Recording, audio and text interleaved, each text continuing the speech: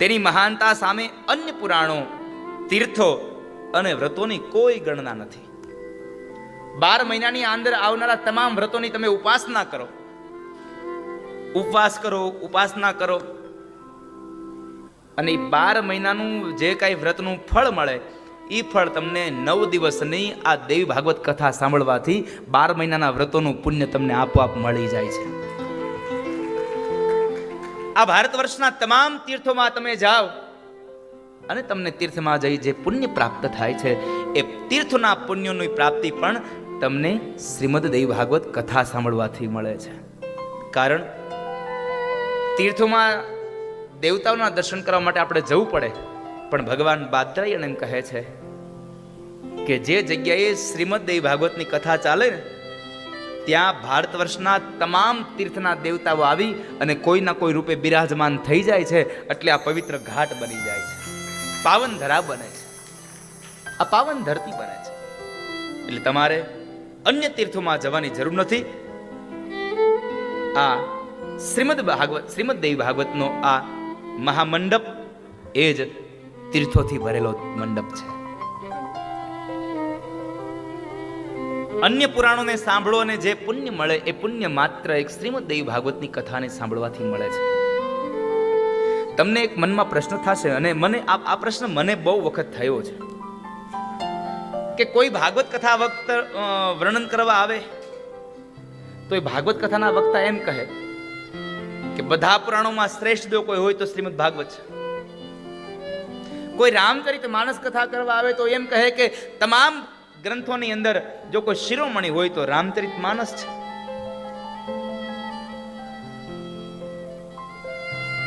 અને આજ હું એમ કહીશ કે તમામ પુરાણોની અંદર કોઈ શ્રેષ્ઠ શિરોમણી હોય તો શ્રીમદ દેવી ભાગવત છે. કારણ જેના લગ્ન હોય ને એના ગીત ગવાય.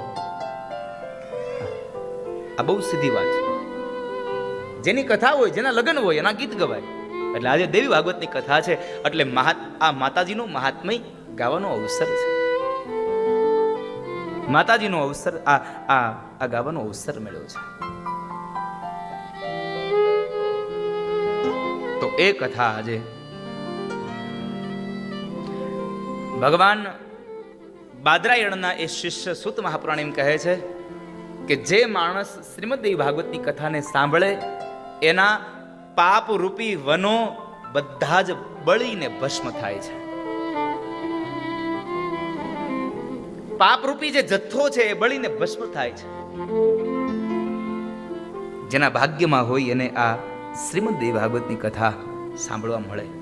મનુષ્યને પાપોના ફળ સ્વરૂપ મળનારી વેદના, દુઃખ, શોક, ક્લેશ આદિ ભોગવવા નથી પડતા.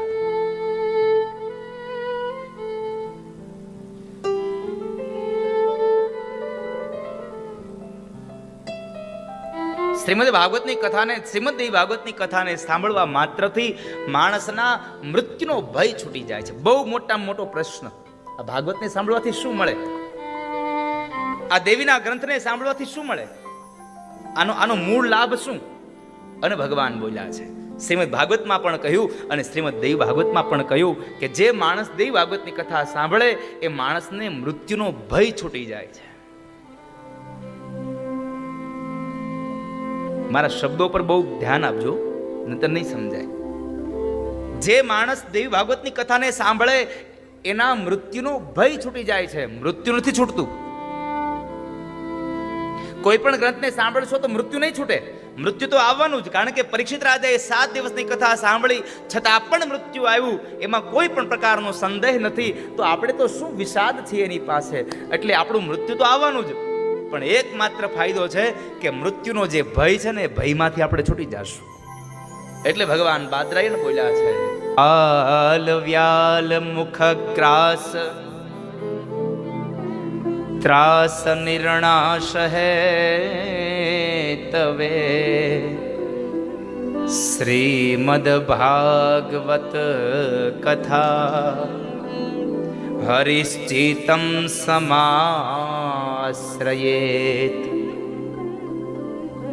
શ્રીમદ ભાગવતની, દેવી ભાગવતની કથા સાંભળવાથી ભગવતીમાં આપણું મન લાગી જાય છે. હરિશ્ચિતમ સમાશ્રયેત, આપણું મન એમાં લાગે છે અને એ મન લાગવાથી એકમાત્ર ફાયદો એ થાય છે કે આપણું મન લાગવાથી આપણને મૃત્યુનો ભય છૂટી જાય. કાલ વ્યાલ મુખ ગ્રાસ ત્રાસ નિર્ણાશ હેતવે. કાલ વ્યાલ મુખગ્રાસ, જ્યારે કાળ આપણો કોળિયો કરતું હોય, આપણને લેવા માટે આવતું હોય, ત્યારે જે વેદનાઓ થતી હોય ને, એ વેદનાઓમાંથી આપણને મુક્તિ મળી જાય છે. એનો ભય ન સતાવે, એમાંથી મુક્તિ મળે. એટલા માટે લખ્યું કે તમને વેદના રૂપી જે દુઃખ થાય છે, એ દુઃખમાંથી પણ મુક્તિ અપાવવા માટેનો કોઈ જો શ્રેષ્ઠ ઉપાય હોય તો એ છે શ્રીમદ દેવી ભાગવત. જેમ સૂર્યનો ઉદય થવાથી અંધકાર નાશ પામે, તે જ પ્રમાણે દેવી ભાગવત પુરાણ સાંભળવાથી અજ્ઞાન, ચિંતા, આદિ, વ્યાધિ, કષ્ટ, વિઘ્ન અને ઉપાધિ નાશ પામે છે. શ્રીમદ દેવી ભાગવતની કથા સાંભળવાથી આદિ વ્યાધિમાંથી આપણને મુક્તિ મળે છે, ભુક્તિને મુક્તિ મળે છે. કારણ કે શ્રીમદ ભાગવત મહાપુરાણ, શ્રીમદ દેવી ભાગવત મહાપુરાણ આ સ્વયં ભગવાનના મુખારવિંદમાંથી નીકળ્યું છે. ભારત વર્ષમાં 2 ગંગાઓ વહે છે. એક ભાગીરથી ગંગા અને એક ભાગવતી ગંગા. 2 ગંગાઓ વહે છે. એ 2 ગંગાઓની અંદર ફરક એટલો છે કે શ્રીમદ ભાગવતી ગંગા, ભાગીરથી ગંગા છે, એ ભગવાન વિષ્ણુના જમણા પગના અંગૂઠામાંથી પ્રગટ થયા, અને શ્રીમદ ભાગવત કથા છે જે ગંગા છે એ ભગવાનના મુખારવિંદમાંથી પ્રગટ થયા છે. તફાવત એટલો છે, પેલી ગંગામાં તમે નાવા જાઓ કાશીમાં, હરિદ્વારમાં, તો તમને મુક્તિ મળે. એ ગંગામાં નાવાથી તમને ભુક્તિ ન મળે, ને માત્ર મુક્તિ મળે. પણ આ ગંગામાં નાવાથી માણસને ભુક્તિ અને મુક્તિ બેય મળે છે. એટલે કહ્યું ભુક્તિમ ચ મુક્તિમ ચ દદાસી નિત્યમ ભાવાનુસારેણ સદા નરાણામ. જેવો ભાવ રાખશો ને એવી ભુક્તિ ને મુક્તિ આ ગ્રંથ આપશે. એટલે ભુક્તિ ને મુક્તિ આપવાનો ગ્રંથ હોય તો શ્રીમદ ભાગવત છે. જિંદગીમાં સેવા જેવો ગ્રંથ ભાગવત. એટલે શ્રીમદ ભાગવતમાં લખાયું સદા સેવ્યા શ્રીમદ ભાગવતી કથા યસ્યા શ્રવણ માત્રેણ હરિશ્ચેતમ સમાશ્રયેત. સદા સેવ્યા શ્રીમદ ભાગવતી કથા. ભાગવતી કથાનો તમે આરાધન કરો એટલે તમને એમાં ભાવ જાગે. આ ગ્રંથને સેવા જેવો, ઘરમાં રાખવા જેવો છે, અને આને સાંભળવા જેવો ગ્રંથ છે. આને સાંભળવાથી પણ અહીંયા ભગવાન બાદરાયણ એમ કહે છે કે મેં અન્ય ગ્રંથો બધાને આપ્યા, પણ શ્રીમદ દેવી ભાગવત મેં સ્વયં વાંચ્યું છે. એટલો મહાન ગ્રંથ છે કે એનો મહિમા પોતે ભગવાન બાદરાયણ ગાય છે. અને એ રાજા જનમેજયે ભગવાન વ્યાસજી પાસેથી એ શ્રીમદ ભાગવતની કથા સાંભળી. એ કથામાં તો આપણા ભાગ્યમાં હોય તો કથા મળે, આપણા ભાગ્યમાં હોય તો રસ પ્રવાહ મળે. ઘણા લોકો અમારે એવું થાય, હું ગામડામાં સાંભળું, શ્રીમદ ભાગવતની કથા હોય ને એટલે શું હોય ખબર, બહેનોમાં બહુ નક્કી હોય, પેલા દિવસે નથી જવું તો ચોથા દિવસે જવું. હું કામ એને તેથી નંદ ઉત્સવ છે, નંદ ભયો હોય ને તેથી જવાય. આજ તો હજી પેલો દિવસ જ છે, એટલે પેલા દિવસે તો હજી કથા રગડ ધગડ હોય. રગડ ધગડ થાય તારું અમારું શું કામે, અમારી કથા રગડ ધગડે લાવ. અમારે દુર્ભાષમાં અમારે દગડ ધગડ કરવાના.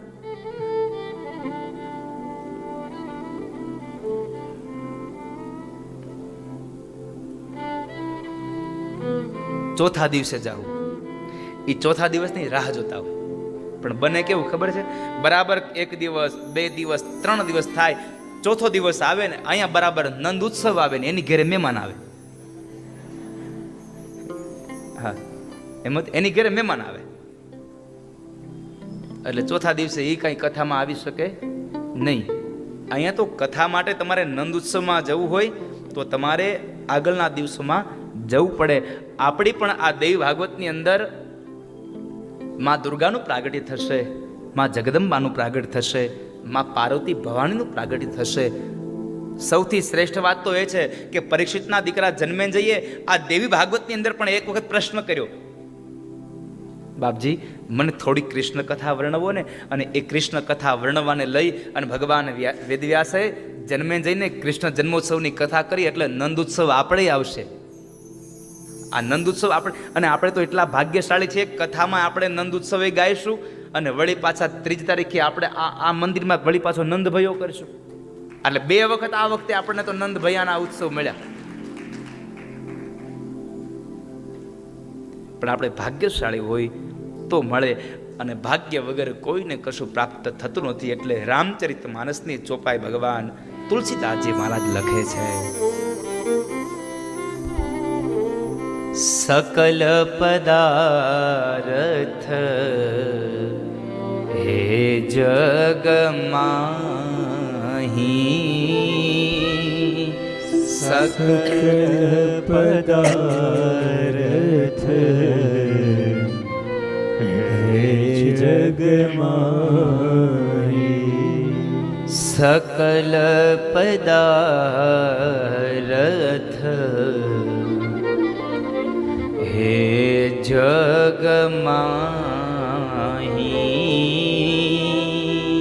સકલ પદાર્થ હે જગમાહી, ભાગ્ય વિના નર પાવત નાહી, ભાગ્ય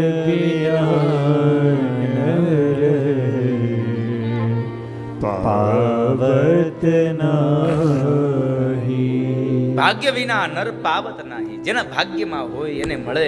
આ તો સત્સંગનો મહિમા છે, અને સત્સંગનો મહિમા તો અનેક જન્મના પુણ્ય આપણા ભેગા થયા હોય અને એ પુણ્યનો જ્યારે ઉદય થાય ત્યારે આપણને સત્સંગનો મહિમા મળે. એટલે શ્રીમદ ભાગવતનું મહાપુરાણનું એ ભગવાન મહાત્મ્યમાં બાદરાઈને બોલ્યા, ભાગ્યોદયેન બહુ જન્મ સમરજિતેન સત્સંગ મંચ લભતે પુરુષો યદાવે. ભાગ્યોદયેન બહુ જન્મ સમર્જિતેન, અનેક જન્મના આપણા ભાગ્યનો ઉદય થાય ત્યારે સત્સંગ મંચ લભતે પુરુષો યદાવે. ત્યારે આપણે બધા ભેગા મળી અને આવો સત્સંગ ગાતા હોઈએ છીએ. આ સત્સંગને ગાવા જેવો છે, આ રસને પીવા જેવો છે. પણ આ ભાગવતનો રસ પીવો હોય ને તો રસિક બનીને રસ પીજો, ભાવુક બનીને રસ પીજો. રસિક બન્યા વગર આનો રસનો ખબર નહીં પડે, રસનો સ્વાદ નહીં મળે. જ્યાં સુધી ભાવ નહીં જાગે, જ્યાં સુધી તમને રસ નહીં પડે, તમને આમાં કંટાળો આવે.